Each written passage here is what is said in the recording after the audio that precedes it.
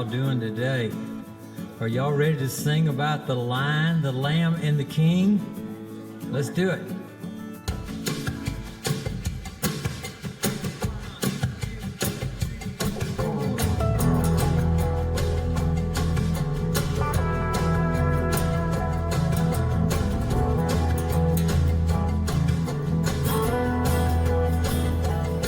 Like a lamb led to the slaughter, Jesus never opened his mouth. From the trial to the crucifixion, and to the grave he was laid out.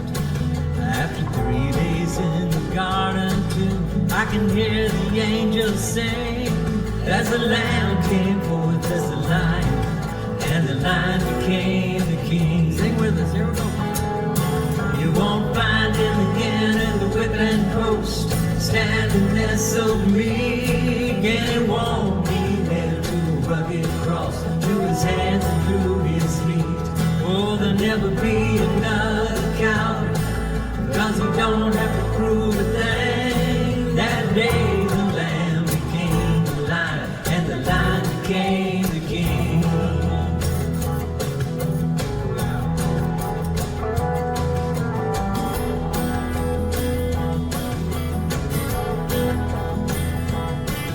When Jesus left his splendor to live on earth with man, by most he was rejected, because he came forth as a lamb. But the day is soon approaching that every eye will see the Lamb and the Lion of Judah has been crowned King of Kings. Amen. You won't find him again at the whipping post, standing there so meek, and he won't be nailed to a rugged cross, to his hands and through his feet. Oh, there'll never be another coward, because he don't have to prove a thing. That day the lamb became the lion, and the lion became the king.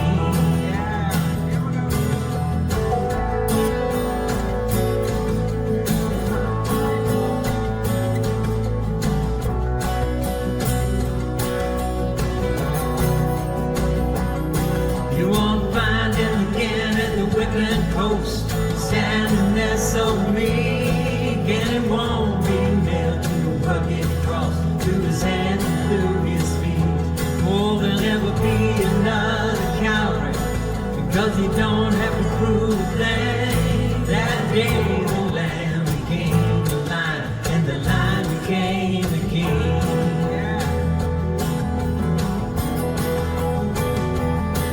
That day the lamb became the lion, and the lion became the king.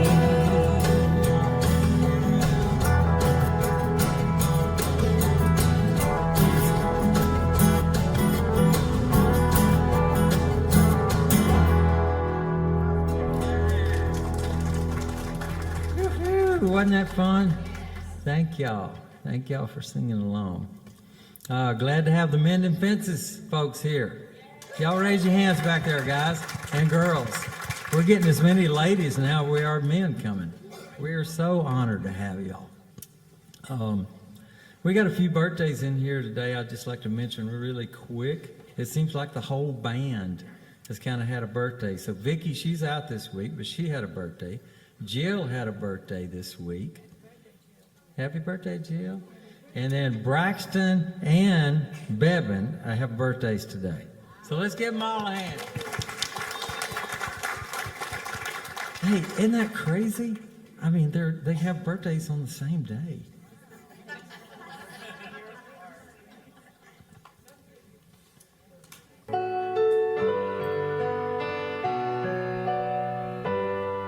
Yeah, everybody knows this one.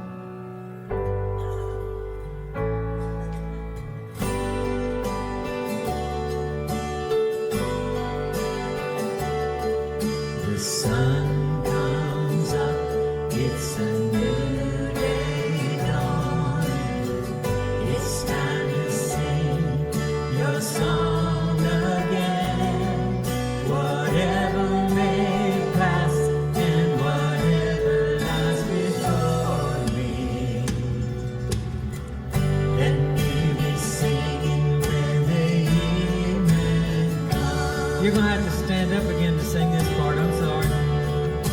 go. Sing loud. Bless the Lord, oh my soul. Oh, my soul. Worship His holy name. Worship Him. Sing like never before. Oh, my soul. I'll worship Your holy name.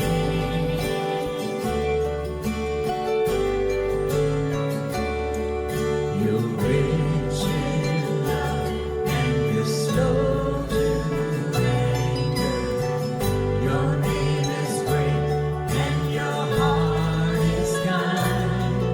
For all Your goodness I will keep on singing. 10,000 reasons for my heart to find. Sing loud, y'all. Bless the Lord, oh my soul. Oh, my soul. Worship His holy name. Sing like never before. Oh, my soul.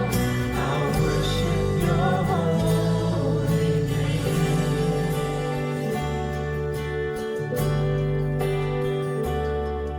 And on that day when my strength is failing, the end draws near and my time has come, still my soul will sing Your praise unending. 10,000 years and then forevermore. Sing it loud. Bless the Lord, oh my soul. Oh, my soul. Worship His holy name. Sing like never before. Oh, my soul. I'll worship Your holy name. I'll worship Your holy name. I'll worship Your holy name.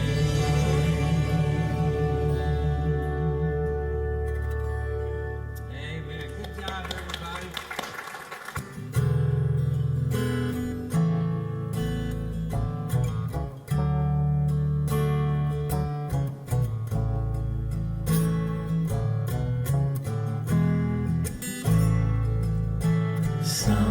Sometimes in our lives, we all have pain, we all have sorrow. But if we are wise, we know that there's always tomorrow. Sing with us. Lean on me when you're not strong, and I'll be your friend. I'll help you carry on, for it won't be long till I'm gonna need somebody to lean on. Please swallow your pride. If I have things you need to borrow, for no one can fill those of your needs that you won't measure. You just call on me, brother, when you need a hand. We all need somebody to lean on. I just might have a problem that you'll understand. We all need somebody to lean on. Please swallow your pride. If I have things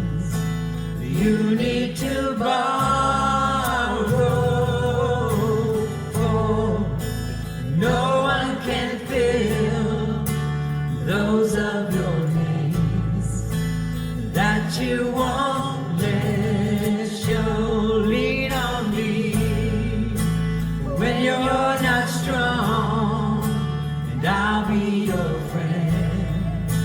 I'll help you carry on, for it won't be long till I'm gonna need somebody to lean on. You just to call me if you need a friend.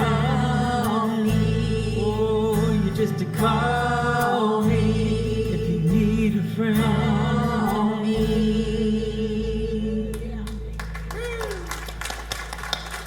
Wasn't that fun? Y'all may be seated for a second. That was John's idea. Thank you, John, for letting us do that song. That was a good one. What? You're just looking? Okay. Just checking me out there? Okay. All right.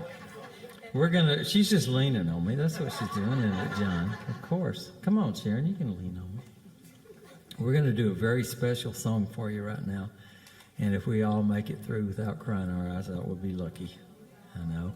And we're going to pay tribute to, we've lost a lot of people in this church, our church family, over the last little while. And so there's going to be some images of them up there on the screen. One of the first images you'll see up there is, you won't recognize those people because it's my mother and daddy and my two sisters and brother that have passed on. So that's who that is, just in case you were wondering that. But we'd like to pay tribute to all the people that we've lost. And I think about, I lost two sisters this last year. And I lost a brother to alcohol a while back. And, of course, I've lost my mother. And I lost my father whenever I was 9 months old. So can you imagine what it's going to be like in heaven on my first day? I'm going to get to meet my heavenly Father and my earthly father at the same time. Ain't that cool?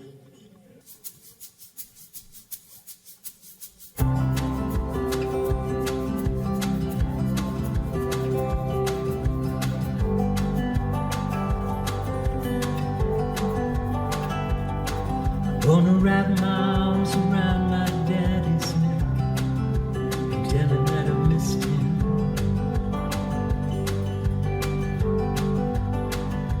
Tell him all about the man that I became and hope that it pleased him. There's so much I want to say, so much I wanted you to know.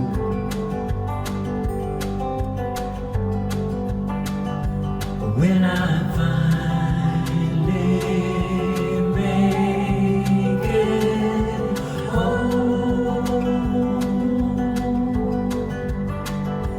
when I finally make it home,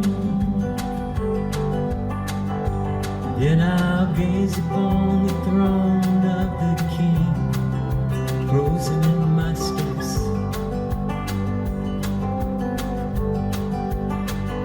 And all the questions that I swore I would ask, words just won't come yet.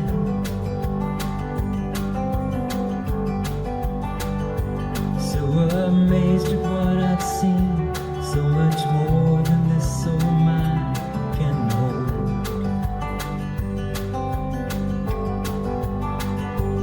When I finally make it home, when I finally make it home, and the sweetest sound these ears have yet to hear, the voices of the angels.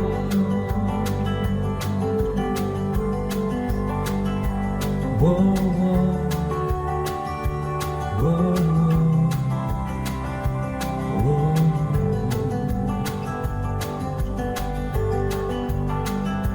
when I finally make it home, when I finally make it home.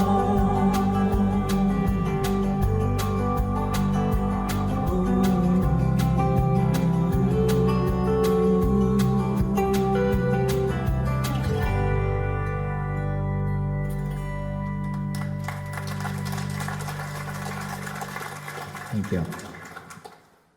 This way, your job's a joke, you broke, your love life's the away. It's like you're always stuck in second gear, when it hasn't been your day, your week, your month, or even your year. But I'll be there for you.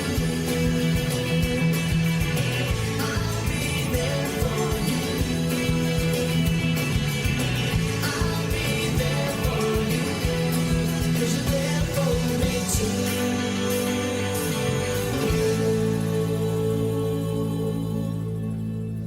All right, how many of you recognize that song?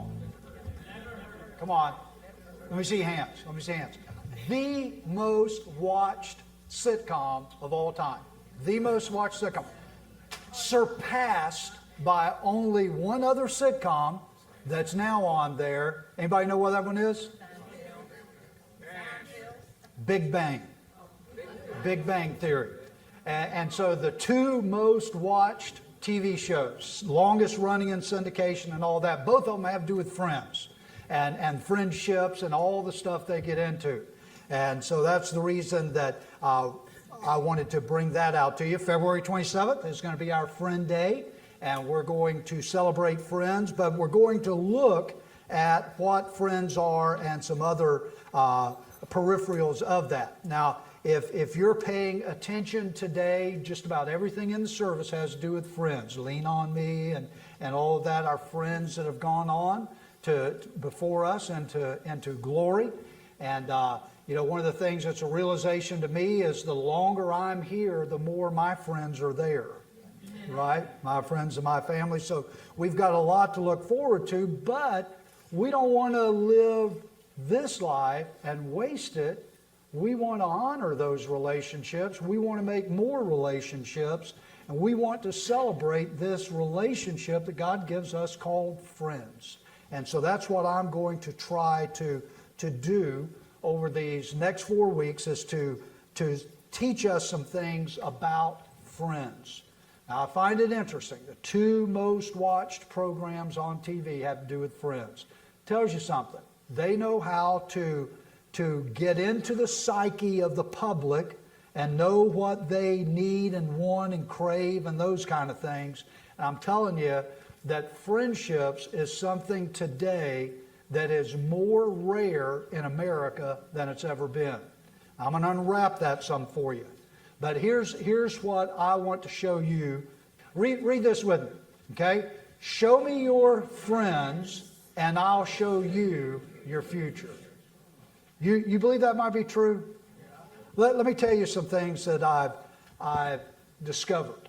One is that when you start looking at people, you can almost project project or tell the future by the friends that they hang out with. And the Bible teaches us that, but it's also something that sociologists teach us as well, that our friends have a great bearing upon who we are and what we become.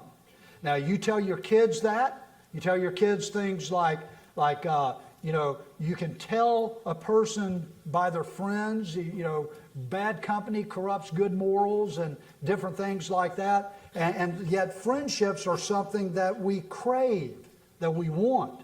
King Solomon said this about the people we hang around with. Look at this. He says, walk with the who? Wise. The wise. Walk with the wise and you'll become what? Wise. You'll become wise. But a companion of fools suffers harm. Now I want you to think about what that's saying to us.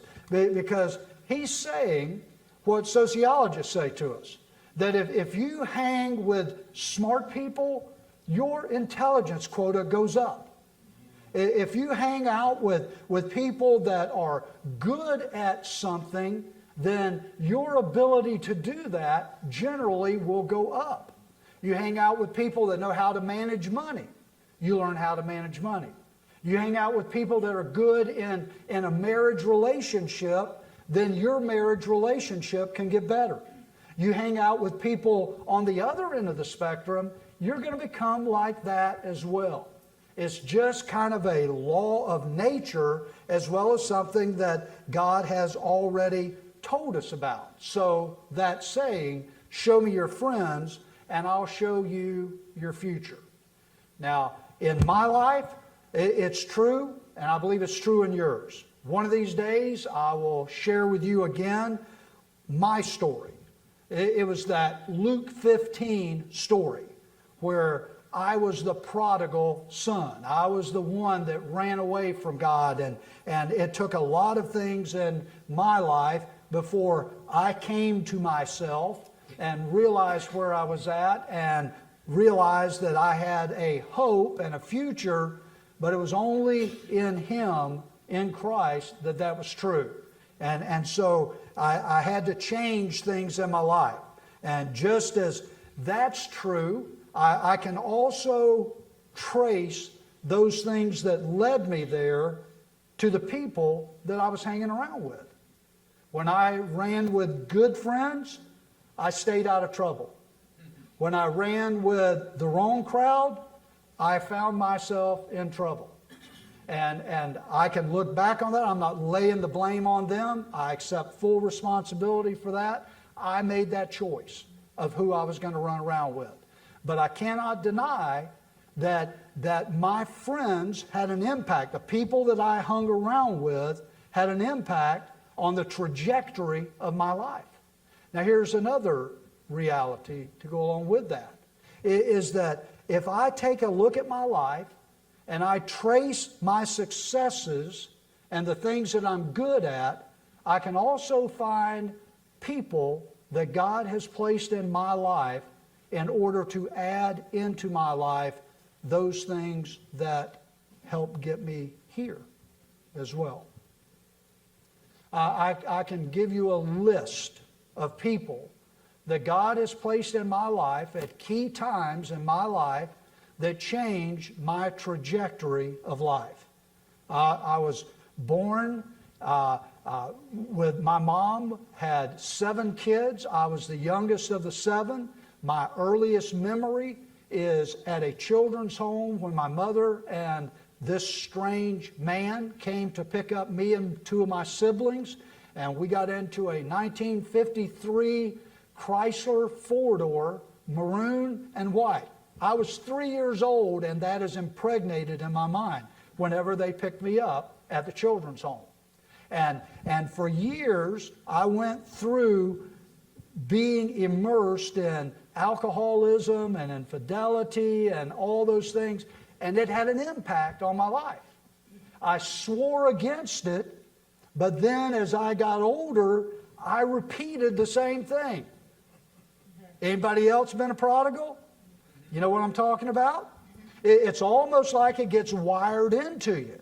And so thank God that He placed some people in my life at an early age and later ages to where I saw the difference of those who know God and love God and the blessing that God can be in a person's life to set you free indeed, the Bible says. And so it took some time. I'm a slow learner. I didn't get there till I was in my mid to late 20s, but thank God He got me in the right place to get my attention and gave me a change of heart, and a change of mindset, and a new life. But here's the point. Show me any area of life, your life, that's praiseworthy, and you'll probably find some people that help to influence it to get you there. Show me any area of my life that's worthy of praise, and I'll introduce you to the people and the circumstances that God placed in my life to get me there. Show me your friends, I can pretty much show you your future. It's just the way it is. So I want to take these next 4 weeks. I'm not bragging on that. It's just the way it is. Over these next 4 weeks, I want to build a foundation. And that's for each of us to think about as we approach this Friend Day that's coming up at the end of the month. I've asked every Sunday school class from children all the way up through senior adults to look at their enrollment in those classes, to look at their average attendance for those classes, and to challenge everyone in their class to bring one friend on Friend Day, February 27th. One friend, okay? If we do that, we will, by nature of that alone, double our Sunday school attendance. And I believe that that's where you actually grow your church, is through your Sunday school, those relationships that are there. So I want to encourage you to do that. Now let me just tell you this. It's not because we need another hour of Bible study. I love to study the Bible. I love to read the Bible. I like to memorize the Bible, all those things. But I want to tell you this. If Bible study alone would save the world, Southern Baptists would have done it a long time ago.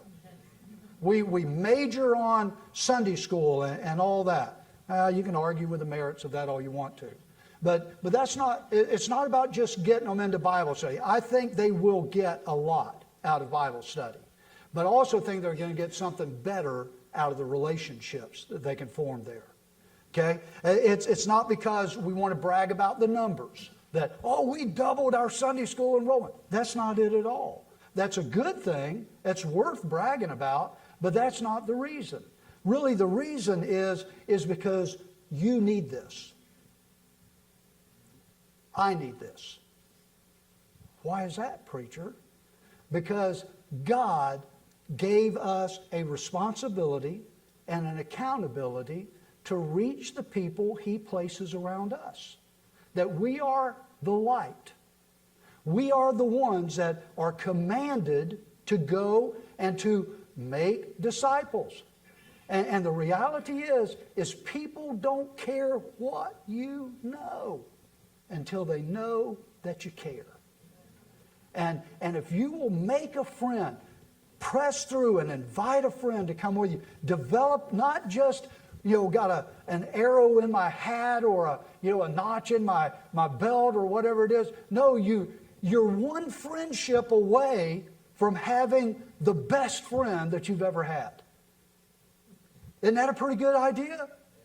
It may be that person that you can bring with you on that day. So here's where we're going to start.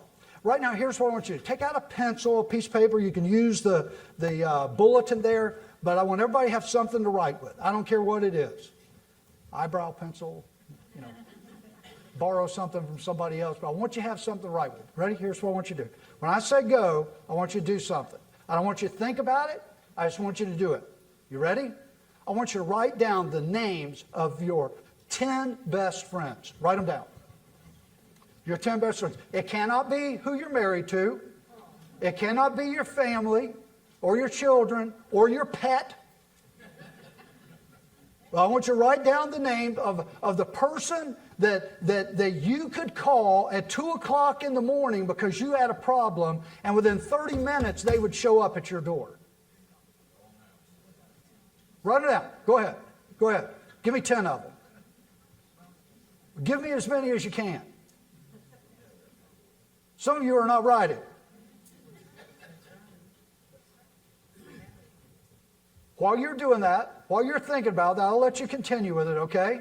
But you stay at that. Here's one of the things that I know, is that sociologists tell us this about our friends, is that number one, that you, get this, you are the average of your 5 closest friends. You're the average of your 5 closest friends. So if you were to list your 5 closest friends that you have the most to do with on a somewhat of a basis, regular, normal type basis, then you're probably not going to be the richest, but you won't be the poorest. You'll be somewhere in between. When it comes to intelligence, You won't necessarily be the smartest, but you probably won't be the dumbest either. You're somewhere in between. You may not manage your finances as best as the best, but you probably won't be the other one. Here's why. There's something about this mediocrity that we fit somewhere in the middle of our 5 closest friends. That's true when it comes to our finances. It's true when it comes to our morality.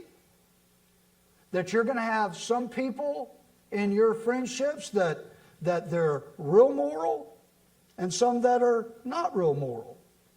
And you're probably going to be somewhere in between.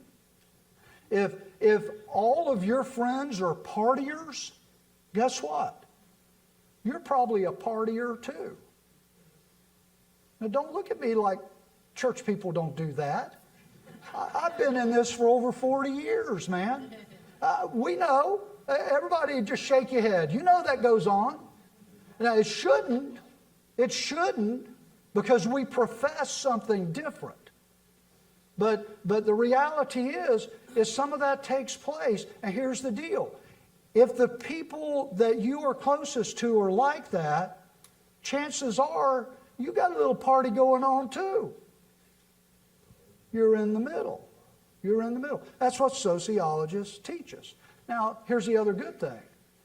If you are surrounded by people who are pursuing God, people who have a heart for Him, people who are growing spiritually, then it says that you've probably got those kind of people around you. So the question comes up is, are you hanging with the right people? Look at the 5 people that you spend most of your time with, not family, otherwise. You're somewhere in the middle of that. You got me? I'm not doing that to condemn you in any way. I'm just telling you that's just something that seems to be a trait among most people. You're somewhere in the average of the people you hang around with. So, show me your friends. I can probably show you your future. Second thing is this, is odds are that you're the average of those that you hang around with. So let's do something. Let's talk about what then is a friend. Okay? You ready? Now, I'm going to give you a definition. This is the Facebook version of Proverbs 17:17. You ready? Here we go. A friend is someone who you may or may not know well that accepts your friend request on Facebook. This person is born to like and to comment on your post in order to make you feel good about yourself. Yeah, that's a different version. All right, here's what God says. Here's what God says about it. A friend loves at all times, and a brother is born for adversity. A friend is someone that loves you at all times. At all times. You're not going to do anything that they'll quit loving you. My buddy Joe Suggs used to say to prisoners when we would give the invitation, I love you and there ain't nothing you can do about it. A friend will love you at all times. And a brother's good to have. And they're going to be there for the adversities, but that friend loves you at all times. That's what God says about a friend. Now, wouldn't it be amazing if you had 5 to 6 people in your life that loved you all the time? Not just for a short season, but for decades. Someone that was there to watch your children grow. Someone that built into your children's life and helped you raise them as a legacy unto God. Someone that was there in the good times, someone that was there in the bad times, people that built into your life with morality and spirituality. They love you enough to tell you the truth whenever you're thinking or acting stupid, enough to give you a good, swift kick in the butt when you're doing dumb things, and to remind you of who you are and your responsibilities and love you through that. Just keep on loving you through it. They celebrate the good accomplishments that you make, but they also cry whenever you're hurting. Sociologists say that today, Americans are slipping when it comes to friendships. Now listen carefully to this. We're on a downhill slide when it comes to those kinds of friendships. 28 years ago, 1994, the average American male had 6 friends. Not just friends, close friends. Men that they hung out with, they might have hunted with them, went to school with them, college with them, spent their weekends with their families together. 1994, the average male had 6 of those. Today, 28 years later, the average male has 0 to 2. At best, 1/3 of the type of friendships that they used to have 28 years ago. Now you just stop and think about that just for a second. You see, that's where we're headed as a nation. Guys, that's where we're headed as a church. People at church do not socialize like they used to socialize. We used to do it through Sunday school and small groups, and COVID threw a wrench in a lot of that, but we were on this trajectory before that, and it is a tragedy, it is unbiblical, it's ungodly, because how can we say that we truly love one another if we don't spend any time with one another? We're on that trajectory just like the nation. And so I'm going to give you some reasons this morning as to why we're on that trajectory, and I'm going to give you 3 actions that I believe we can take to address it. You ready? You good with this? Man, I'd pack up and go home right now. Come on, this is good. We're talking about friends, people that we're going to make acquaintances with, that we're going to nurture for relationships in the kingdom. You with me? All right, you still working on your list?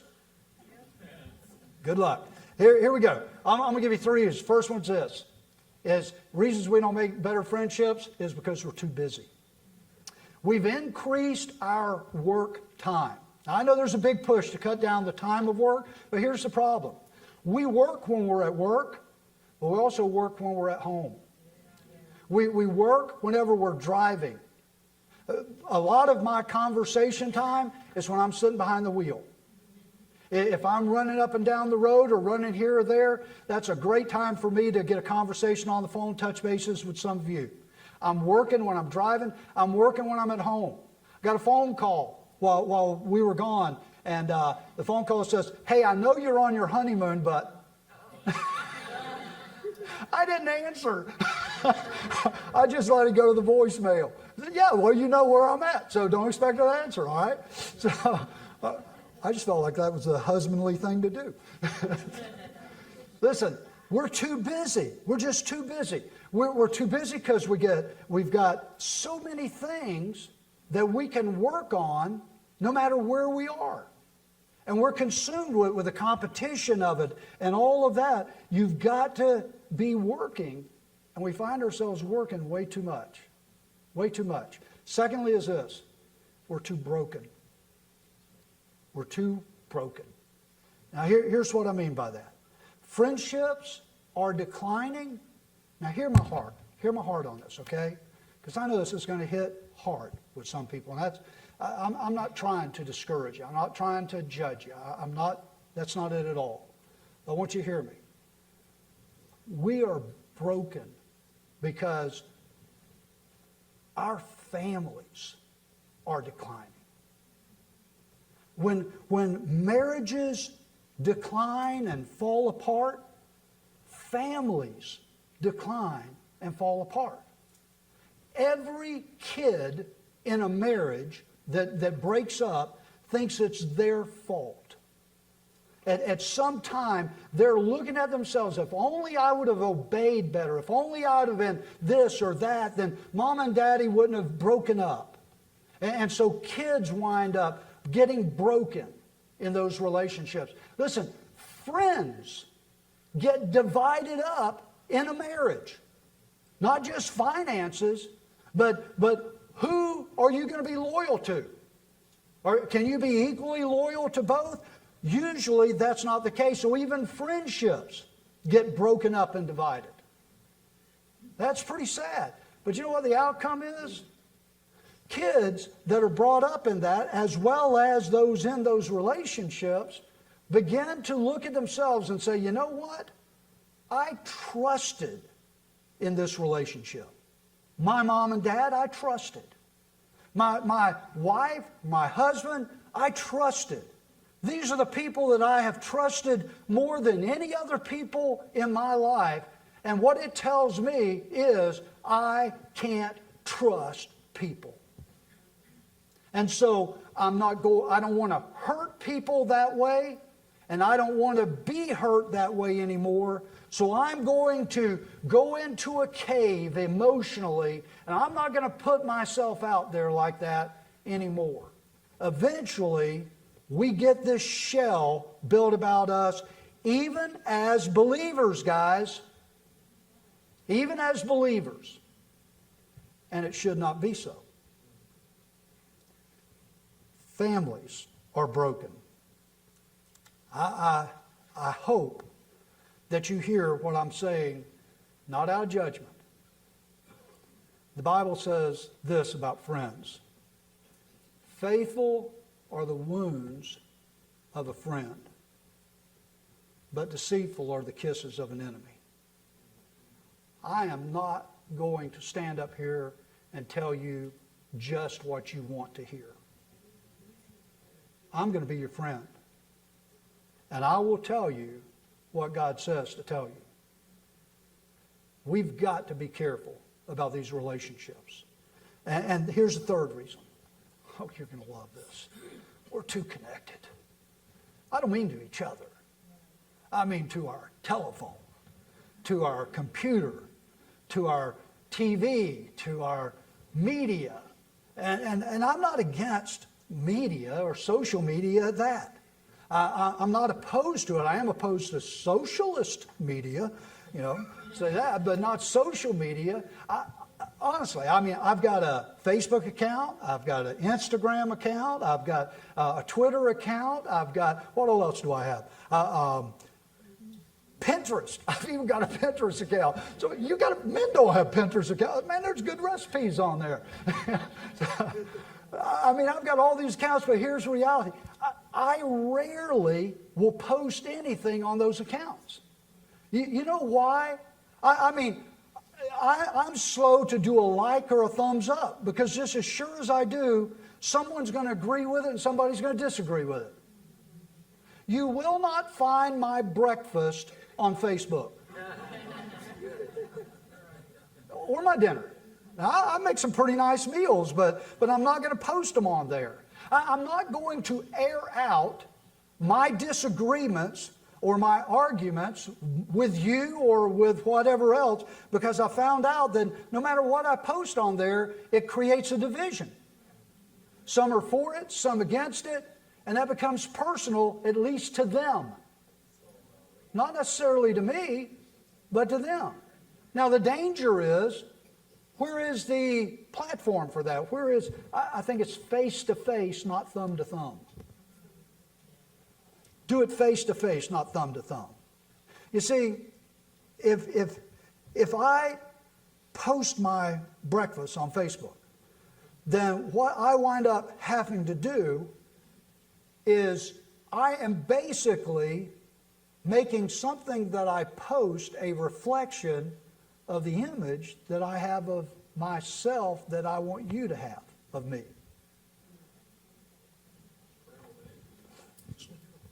Maybe.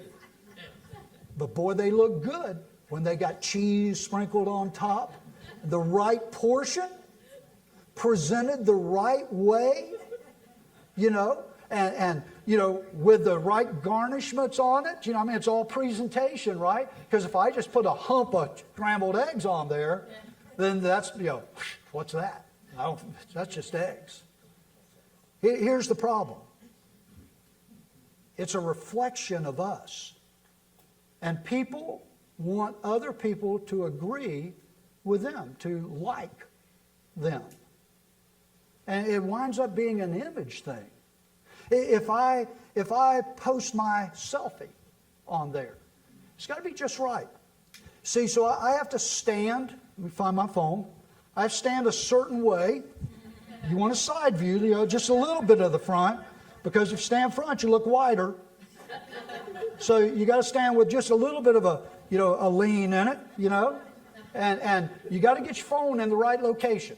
If it's down here, it shows your wrinkles and a big chin, and so you want to get it up, and then you've got to get your thumb around here to, get it to where you do it. I just found out you can push the two things on the side and take it. I didn't know that. Great, now I'm handing out hacks. All right. I'm going to be a TikToker next. But you get it, you get the, to look most natural, and then you send it through the editing version, and then you got to put it through the filter versions and choose the best of the last 100 of them that you've taken. Because this is about your image.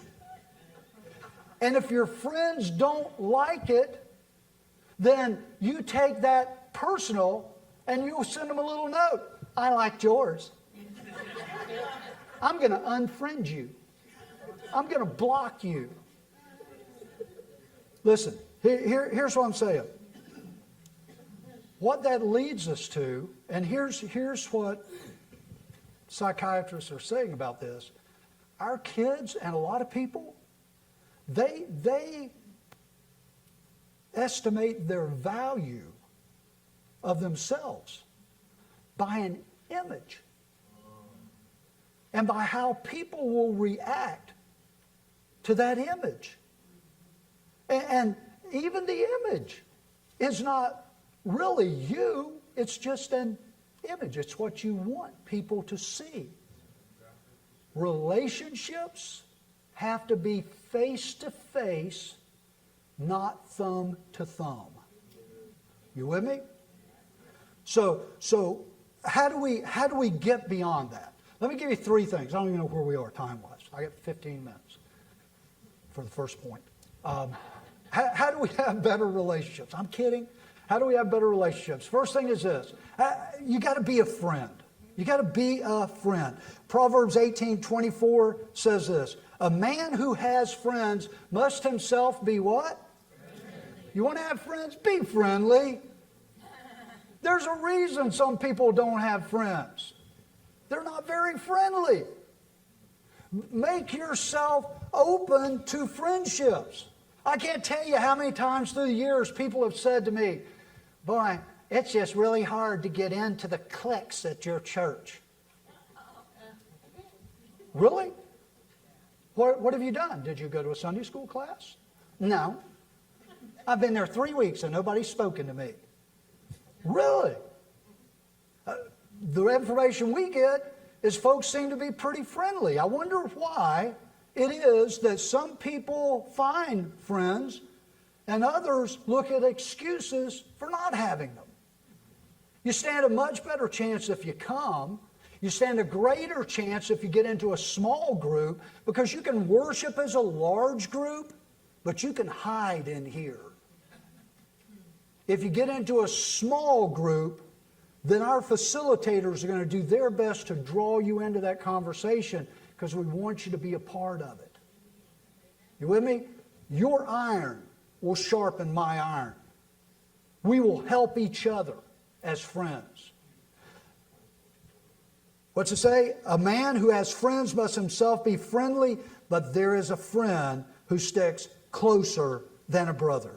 And of course, that's your best friend, but it's also Christ himself. So you have to take the time to define and refine the characteristics of a real friend. What are they? They're faithful, they're honest, they're caring, they're loving, they're etc. But if you want friends, you need to be that way.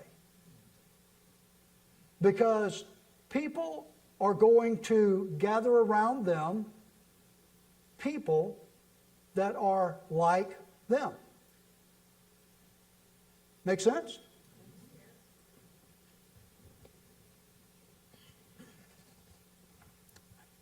Practice some hospitality. Take time for compassion. And make it on people who can't reciprocate that. They can't do that for you. I tell you, some of my best friends that I've had have been people that a lot of times the world has counted as losers. Herman Priest was up here on that. And I remember one time we were having a discussion, and Herman lived with me. He had been in prison 27 years throughout his life. And he lived with me and Anna, and we became buddies. We weren't best friends, but we were friends, and he loved me. I mean, he stayed at my house. When Anna would cook a meal and put it out on the table, he'd look at that meal and he'd say, "Man, we living on this riverbank." He'd been homeless so much, good guy. But we were having a discussion one night, and I made a comment, and somebody made a comment that sounded a little argumentative. And Herman was 6'4". He said, "Preacher, you want me to take them out back?" I said, "No, Herman." He says, "Well, I'll be waiting at the door." I said, "No, man, that's okay. It's a discussion." But I've had some people that the world would count as losers that love me. That won't happen if you don't go beyond your normal circle of friends. Take some time to define what kind of a friend you want to have. Be a friend. If you want friends, be friendly. That's up to you. That's up to you. Secondly is this. If you want to have friends, be present. Be there whenever you're there. We'll get to Hebrews in a minute, but I want to open this up just a little bit. When Jesus called his disciples to follow him, it says he chose 12 to what? To be with him, and that he might send them out to preach. He had a goal in mind, but the goal was not the only thing. The main thing is that they would be with him. They would be with him. Can I tell you something? You can be in a crowd and be alone. You can be sitting in your living room and be alone with a half dozen other people there. I remember when my daughter came home from college, she wanted to get a bunch of her high school friends together and come over and watch a movie together. And so I come in from work, and they're all hanging out in the living room, and they're sitting around, some on the floor, some on the sofas, and every one of them had an electronic device. And they were all sitting there texting, surfing, all these other things. I just watched for a few minutes. The movie's just rolling on, and every once in a while they'd look up or something, And so I interrupted. I said, "Hey, can I ask y'all something?" They looked up and said, "Are y'all talking to each other on that?" This last week when I was up in Hendersonville, we went out to dinner one night, and I just began to notice, it just started standing out to me like a sore thumb, that at the dinner table, there were 7 people sitting at a dinner table in a Mexican restaurant, and 5 of them were on their telephones. Not talking, texting. And it just amplified the reality of this principle, guys. If you're going to be with someone, give them your attention. Be present. How many wives have I heard say, "You don't listen to me"? You nod. You go, "Huh." You don't listen. I think wives might do that too. Be fair enough, I guess. Get out of hot water anyway. But, we can be with people, but not really present with them. So what do you do with that? See, relationships depend upon that interaction, that sharing, that time together, to know them, to appreciate them, to love them. Jesus ate with these guys. He camped with these guys. He got into political discussions with them, religious discussions with them. They were around when he touched lepers, whenever he healed blind people, spit, put it in their eyes and mixed it up. And they were with him whenever he took the defense of a woman that had been caught in adultery, and later she came and anointed his feet. Remember? I mean, he put them in some really uncomfortable situations, but he stuck with them through that. There's a proverb or an Old Testament statement that says this: where there are no oxen where the stall is clean. There are no oxen where the stall is clean. And here's what it's saying. It's messy if you got an ox in the stall. But you get a lot more work done with the ox than if you just have a clean stall. And it's really not talking about ox at all. It's talking about people. Relationships are messy. But there is a virtue, there is a win in having friends. They can be there whenever no one else is. I've got a couple of people that life has taught me that they're my friends. And not just a couple. A lot of you I count as my friends. But I've got a couple that they showed it in ways that some of the others didn't. I remember when my oldest daughter ran away from home. And man, my heart was crushed. I had worked since 5th grade with her because God revealed to me then that if I didn't build that relationship with her before she hit the teenage years, that I'd lose her forever. And so when she turned 17, she met some hairy-legged boy, and he sweet-talked her, and she didn't come home one night, and I couldn't find her, and I was calling everybody, putting the word out, and man, it broke my heart. But the next morning, I hear a diesel pickup pulling in my driveway, 6 o'clock in the morning. I walk out the back door, and Ken Hill is stepping out of that pickup truck, walking across the yard. He never said a word. He grabbed me, all 6'4" of him, and just put his arms around me and hugged me and wept. When Anna died, Joe Suggs, I was sitting there with my family, and I get a phone call from Joe Suggs, and he says, "Preacher, I ain't asking, are you home? I'm coming." And he came pulling in on his Harley Davidson. I told my sisters, I said, "You're about to meet your brother from another mother." I said, "He's a little darker than y'all are, but you're going to love him." And he did the same thing. He walked in, grabbed me up, put his arms around me, put his head on my shoulder, and just wept. Just wept. In both those situations, those hugs, I could feel their bodies convulsing with my pain. You got to have friends like that. You got to work at those friendships. You got to develop those friendships. They are special because they're in the faith as well. But it's not enough to just call somebody up and say, "Is there anything I can do?" Do it. You know, when you're ready, let me know and I'll bring you a meal. Bring it. Just go ahead, drop it all. Err on the side of compassion. Be there. You got to develop that. Make it a priority in your life. Hebrews 10, verse 4 and 25 says it this way: "Let us think of ways to motivate one another toward acts of love and good faith," or acts of love and good works. Let us think of ways. You got to think about it. You got to make it a priority in your life. And then he went on to say this: "And let us not neglect our meeting together, like some of you have already begun doing." Guys, one of the reasons relationships are falling apart in churches is a lot of people have quit going to church.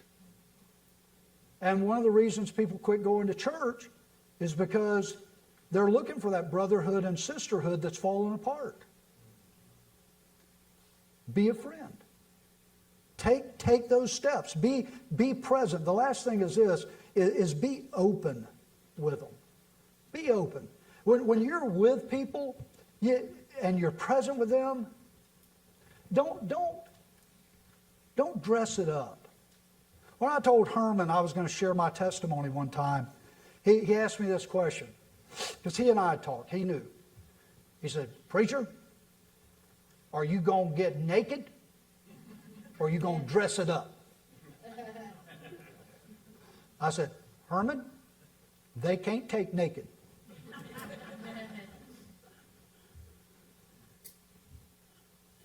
Are you open? Are you transparent, or are you making the mistake that people on Facebook do? You're so concerned about your image that you don't want people to know just what you are and what you're going through. If you don't have some people in your life like that, you're going to suffer a loneliness. And you don't want that. Men, we're harder at that than the women are. Women have a lot more relationships than men do. Friendship relationships. We put that big wall up in front of us because our macho might just get muddy. We don't want people to know what we're really like. You see that verse up there? James says this, confess your faults, your sins, your trespasses, one to another, that you might be healed. Psychiatrists say this, sociologists say this. It's our secrets that make us sick. The things that you think you're so cleverly hiding and that nobody is ever going to know about, those things are like eating something and it eating you from the inside out. That's the way it happens. And it's a good thing when one of your friends trusts you enough, or you trust that friend enough to look them in the eye and say to them these magic words. I've never told anybody this before. And they trust you. Because that's the beginning of their healing. That's the beginning of their healing. When you find people that you're willing to trust, and I'm telling you, it surfaces in so many different ways. What we teach our kids is this. You know, be careful. You shouldn't do that. You got to be careful what people might think. And you build this image in their head that they're going to project something that inside they're really struggling with. When families get broken and they hide all that stuff and they're separated from these relationships and such, they start looking for ways to compensate for that. They can't trust, but they're looking for significance, they're looking for fulfillment, and they look in all the wrong places for it. And what winds up happening, it gets hold on their life. And if the truth was really to come out, they would get back to that place somehow to say, you know, I'm just longing for someone to love me, for someone to trust me, someone that I could trust. I've got a friend. He sticks closer than a brother. He proved his love by leaving heaven and coming and dying on a cross. His Father approved it and sent his Son, that whoever trusts in him, believes, trusts in him, they won't perish, but they're going to have real life. Real life. Jesus said, I've come that you would have abundant life, real life. And that's what they're looking for. They're going through the facade, they're going through all the different images of it, but ultimately they're looking to really be alive. And the only way you find that is through Christ. And guys, that's why we're doing Friend Day.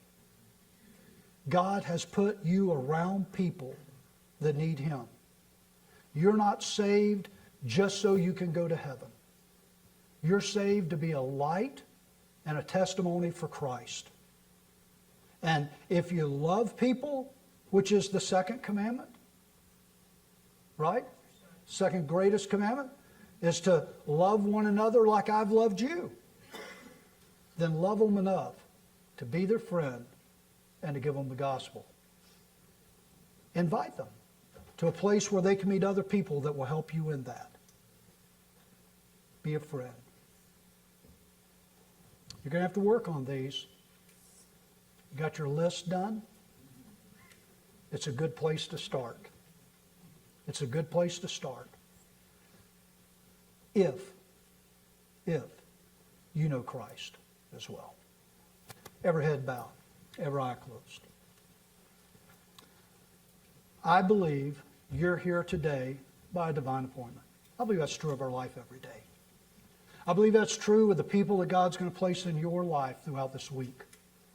Every person at the restaurant, that waitress, that clerk, at the grocery store, the people that call your phone with that crazy car extension offer. I mean, the doctor's office, when you're out on a walk, wherever you're at, God's going to put people around you. I challenge you. Write down the number of people you're going to run into each day throughout this week. I'll tell you what you'll find. You'll probably have 50 to 75 people that were opportunities for you to invite to church. Statistics say that people say, I would attend church if a friend invited me. 83% say that. Let's don't disappoint them. If you're here this morning, you've never trusted Christ, you need to know the greatest friend that a man could ever have. He died for you. He lives for you. He makes intercession for you. He is within those that know Him. And He's promised to never leave or forsake them. And one day He's coming back for them. And then there's going to be the greatest separation of people that's ever been. I hope you know Him. If not this morning, I hope you meet Him. I'd love to meet with you, even as others are leaving, to come and let's talk about how you can do that. It's not difficult. But it begins with you saying to Him, you're the Lord. I've been wrong. I ask you to forgive me. Be the boss of my life in every area. And I promise you, I'll live the rest of my days to not disappoint you. Use me because I belong to you. When you do that, He says, great. I've got a world that needs to know me. Father, I pray this morning that You'd speak to our hearts individually and corporately, that God, this isn't just a growth campaign. Father, it's a get back on track campaign. Father, I'm so sick of COVID and the fear that it's generated. Father, I'm sick of the excuses of people refusing to live life because they're surrounded by fear. God, You have not given us a spirit of fear, but of power, of sound mind, of love. Father, I pray today that we'll love people enough to love You the way that You've called us to, and to reach out to them and share the gospel with them, invite them to be a friend. And Father, to trust You above all else. Lord, help us to be friendly. God, give us friends that we can introduce to You. Lord, I pray and I ask You to work in our hearts this morning for Your own glory. In Jesus' name. All God's people said, we may impress people with our strengths, but we connect with people through our weaknesses. If you will let that guard down and allow people to meet the real you, put out some trust, you're going to see that they're much more willing to open up and to connect. You're not perfect. I'm not perfect. Everybody knows that. It's okay. But we've got a perfect Father. And we've got a perfect Savior. And He's there to help you. Don't show your strengths. Let them see your weakness. Thank you for joining us this week via our live stream sermon. We hope that this time of worship and the preaching of God's Word has encouraged you. To stay up to date with our live stream sermons and other content, make sure to like and follow our pages on Facebook and YouTube. Be sure to visit our website at fellowshipinocala.org to find previous sermons, upcoming events, and more. You can now also give your tithe online securely and easily. Thank you and have a blessed day.